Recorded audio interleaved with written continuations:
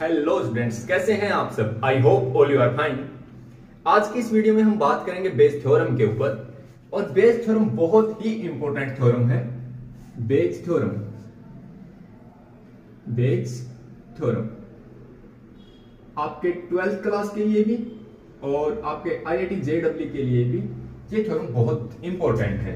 तो समझते हैं इस थ्योरम को। क्या है बेज थ्योरम? ये हमारा कोई सैंपल स्पेस है। क्या है हमारा? ये कोई सैंपल स्पेस है। इसको हम ओमेगा से डिनोट कर लेते हैं, ठीक है। इसके अंदर कुछ हमारे इवेंट्स हैं, जैसे ये जो बॉक्स हैं ये डिनोट करते हैं इवेंट्स को, ठीक है। मान लीजिए ये जो बॉक्स है ये डिनोट करता है E1 इवेंट को, ये डिनोट करता है E2 इवेंट को, ये E3 इवेंट को, और ऐसे ऐसे ये En तक इवेंट है, n इवेंट है। और ए कोई आर्बिट्रेरी इवेंट है, ये कोई ए इवेंट है, कोई भी आर्बिट्रेरी इवेंट है। और इनकी कुछ खास बातें हैं। क्या खास बातें हैं? E1, E2 and so on En are mutually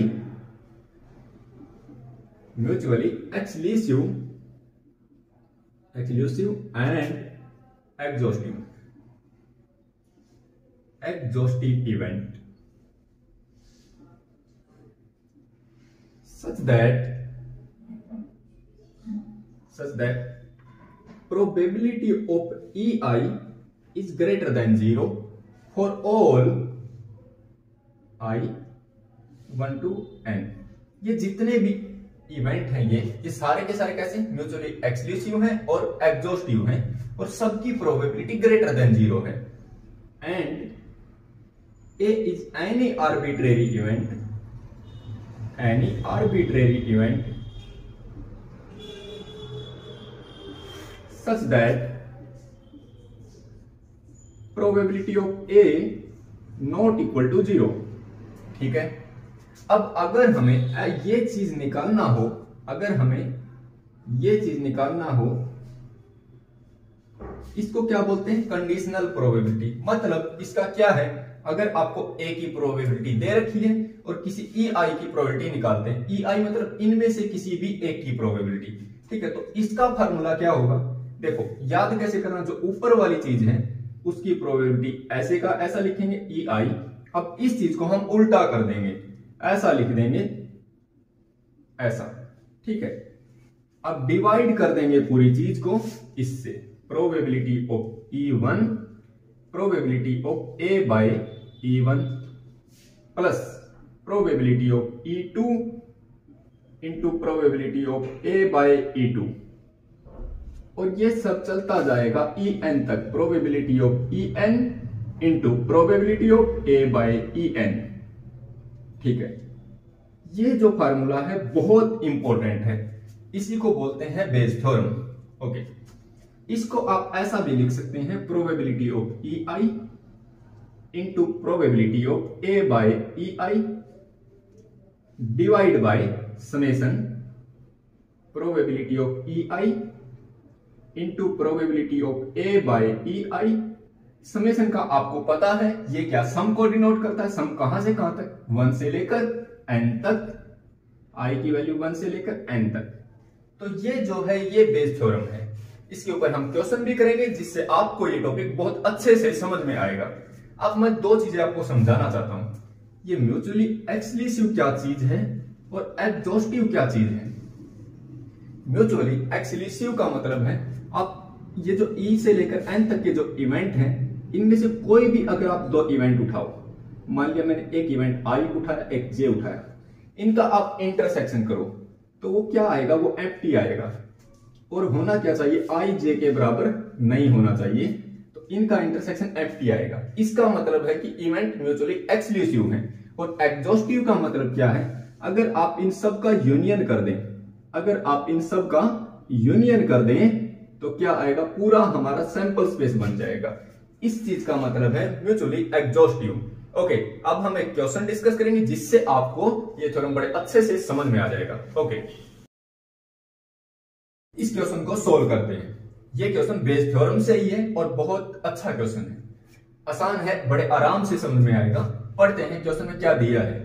A urn A contain 1 white and 6 red balls and urn B contain 4 white and 3 red balls. One ball is drawn at random from one of the urns. किसी एक box में से या किसी एक earn में से and is found to be white. Find the probability that it was drawn from urn A. थोड़ा सा स्ट्रक्चराइज करते हैं क्वेश्चन को, जिससे आपको बड़े आराम से समझ में आ जाएगा। देखो, मैं एक बड़ा बॉक्स बनाता हूं, मान लीजिए ये हमारा कोई सैंपल स्पेस बोल दो चाहे इसको। इसके अंदर 2 डब्बे हैं, एक ए डब्बा एक बी डब्बा, ठीक है। इसके अंदर क्या है देखो, 1 white 6 red ball, 1 white 6 red ball. B के अंदर क्या है, 4 व्हाइट 3 रेड बॉल, 4 व्हाइट और 3 रेड बॉल, ठीक है। अब ये हमारा कोई इवेंट है, ये कौन सा इवेंट है, आपने बेस थ्योरम में देखा होगा। तो ये इवेंट को देखते हैं, क्या है, random from one of the urn and is found to be white, ठीक है। तो इसका हम नाम दे दिया ball is white, ball is white. ये हमारा कोई इवेंट है, ठीक है। अब देखो इसके अलग अलग नाम देते हैं। ए इवेंट मैंने किसको दिया, बॉल ड्रॉन फ्रॉम, या फिर इसको ऐसा कर दो आप, E1 नाम दे दो, E1 ball drawn from A. E2 event मैंने नाम दे दिया बॉल ड्रॉन फ्रॉम बी, कि बॉल बी में से आया है। अब ए इवेंट मैंने किसको नाम दे दिया,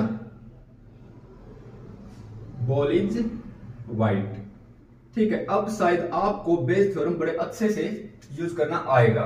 देखो कैसे निकालना क्या है, बोलता है कि बॉल जो निकाला गया है वो व्हाइट है, जो बॉल निकाला गया है वो व्हाइट है। और पूछता क्या है कि वो बॉल ए के अंदर से आए, उसकी प्रोबेबिलिटी क्या होगी। तो ऐसा पूछा गया है कि बॉल जो निकाला गया है, बॉल जो निकाला गया है कौन सा है, जो बॉल निकाला गया है वो व्हाइट है, ठीक है। तो मतलब एक इवेंट तो हो चुका है, एक इवेंट तो हो चुका है, बॉल व्हाइट निकाला जा चुका है। प्रोबेबिलिटी किसकी पूछता है, कि वो ए से आए, मतलब E1 कि वो बॉल ए से आए, ये हमें निकालना है। इसका फार्मूला क्या है, बड़ा सिंपल, जो ऊपर चीज है उसको ऐसे का ऐसा, प्रोबेबिलिटी ऑफ E1 इनटू में क्या करना, इसका उल्टा करना है, इसका उल्टा करना है। तो इनटू में probability of A by E1, ठीक है, डिवाइड में probability of E1 into probability of A by E1, ठीक है, सेम टू सेम ऊपर वाला, अब प्लस में। अब ये नंबरिंग चेंज करते जाएंगे, probability of E2 into probability of A by E2। तो बस यही फाइंड करना है। अब इन सब का वैल्यू लिख देते हैं। E1 की प्रोबेबिलिटी देखो, E1 क्या है, बॉल A से निकाला गया B से, A में से और B में से कोई एक बॉक्स को सेलेक्ट करने की प्रोबेबिलिटी कितनी होगी, A B में से सेलेक्ट करने की 1/2, तो इसकी प्रोबेबिलिटी होगी हमारी 1/2। देखो, दो चीजों में से एक चीज को सेलेक्ट करने की प्रोबेबिलिटी 1/2, सिंपल सा। A B में से एक चीज सेलेक्ट करने की प्रोबेबिलिटी 1/2। अब देखो E1 को तो सेलेक्ट कर लिया, मान लिया A को सेलेक्ट कर लिया है। अब वो बॉल व्हाइट आने की, A के अंदर से बॉल व्हाइट आने की प्रोबेबिलिटी कितनी हो जाएगी, तो व्हाइट बॉल 1 है, टोटल बॉल कितनी है 6 और 1 7, तो प्रोबेबिलिटी कितनी होगी 1/7, ठीक है, क्योंकि इसके अंदर एक व्हाइट बॉल है, ठीक है ना। अब नीचे देखो, E1 की प्रोबेबिलिटी 1/2 इनटू में वो बॉल व्हाइट होने की प्रोबेबिलिटी 1/7 प्लस का निशान। अब देखो E2 की भी प्रोबेबिलिटी 1/2, क्योंकि एक बॉक्स को सेलेक्ट करने की प्रोबेबिलिटी 1/2 ना। अब इसमें से बॉल व्हाइट आए, उसकी प्रोबेबिलिटी, व्हाइट 4 है, टोटल 7 है, तो 4/7। अब देखो ऊपर 1/2 इंटू 1/7, नीचे से क्या करो 1/2 को कॉमन निकाल दो, और क्या बचेगा अंदर 1/7 प्लस 4/7, ऊपर भी 1/2 नीचे भी 1/2 से 1/2 कैंसिल आउट। अब क्या बच गया देखो, ऊपर तो बच गया हमारा 1/7 और नीचे कितना बच गया 4 + 1 5/7। इसको कैसे सोल्व करते हो 1/7, ये पूरी चीज उल्टी हो जाएगी, ऊपर जाके 4 7/5, 7 से 7 कैंसिल, 1/5 आ गया हमारा फाइनल आंसर। ये हमारा फाइनल आंसर, ठीक है। जिसको भी समझ में ना आया हो वो दोबारा पूछ सकते हैं, बाकी इसमें मुश्किल नाम की कुछ भी नहीं है, बहुत इजी क्वेश्चन है। ओके, आई होप आपको ये समझ में आया होगा।